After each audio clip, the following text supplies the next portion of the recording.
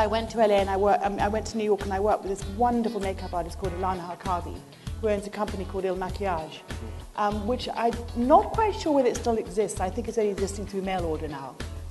And she took me down into her makeup room and, you know, having lied to her and said, we all agreed that we should lie and say I'd done Bieber makeup in London, which was completely untrue. The nearest I got doing Bieber makeup in London was work on a Boots counter next to the Bieber makeup counter, and that was it. But anyway, for some reason we decided we pulled this off, and off I went to New York. And Ilana she took me down to her studio and did my makeup in her little beautiful studio with all her products around her. And it was mid-70s, and she did, well, mid to late 70s.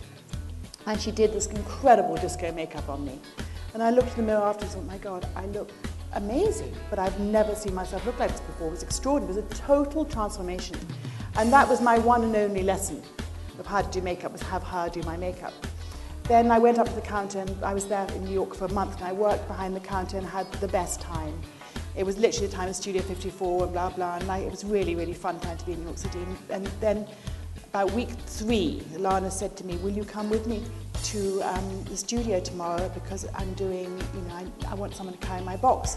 And in those days, unlike all of us now, you know, the box was literally this size. So I was, you know, again, my little first assisting job, I had, yeah, sure, no problem. So I carried her box, and she could carry this, it's really easy. I mean, who needs an assistant for this? So, you know, that was out, walked up to the studio, and so laid everything out for her. And in walked the model, who was Brooke Shields.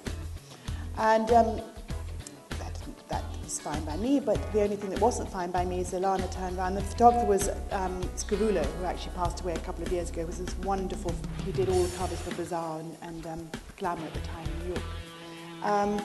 And so Brooke came in, and Ilana said, Mary, I think you should do the makeup today, because at this point there was no competition in the business. It was what, you know, credits on magazines had hardly existed. Mm-hmm. It was a very, very different position now, where now, understandably, if you're offered anything, if you're starting off in your career, you have to take it, because there's someone else who will, so you just have to work so hard.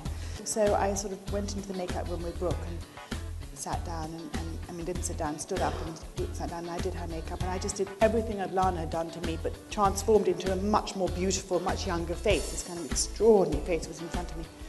And an hour later, I came out and said to Lana, she's ready, and they came in and said, fantastic, Mary, she looks beautiful. And it was like, oh my God, thank you, angels. It was just the most extraordinary feeling. For the first time in my life, I think I felt really 100% proud of myself. It was like, I've just done something all on my own.